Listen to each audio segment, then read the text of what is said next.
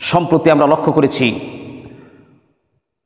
গত 26শে নভেম্বর চট্টগ্রাম আদালত প্রাঙ্গণে একজন মুসলিম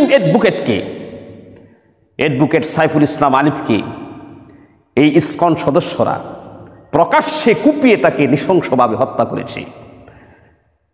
এতে আমরা মুসলমানরা অত্যন্ত মর্মাহত, আমাদের কলিজা ছিঁড়ে রক্তক্ষরণ হচ্ছে।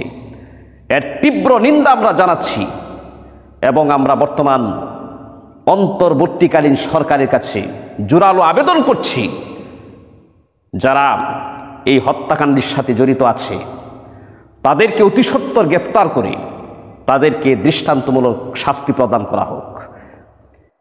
এই ইসকন হচ্ছে একটি ইহুদিদের সংগঠন, এটা কোনো হিন্দুদের সংগঠন নয়। হিন্দু বেশধারী ইহুদিদের সংগঠন হচ্ছে ইসকন, কারণ এই ইসকনের উৎপত্তি হচ্ছে আমেরিকার নিউ ইয়র্ক থেকে, এটার উৎপত্তি। এদের কাজই হলো সাম্প্রদায়িক দাঙ্গা সৃষ্টি করা এবং সারা বিশ্বকে মুসলিম মুক্ত করা, সারা বিশ্ব থেকে মুসলিম নিধন করে সারা বিশ্বে হিন্দুত্ববাদ প্রতিষ্ঠা করা।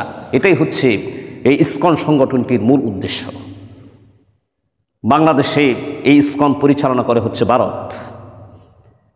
উদ্দেশ্য হলো এই বাংলাদেশ থেকে মুসলিম নিধন করা, এই বাংলাদেশে হিন্দুত্ববাদ প্রতিষ্ঠা করা এবং হিন্দুত্ববাদ প্রতিষ্ঠা করে বাংলাদেশকে ভারতের অঙ্গরাজ্যে পরিণত করা। এটাই হচ্ছে মূল উদ্দেশ্য।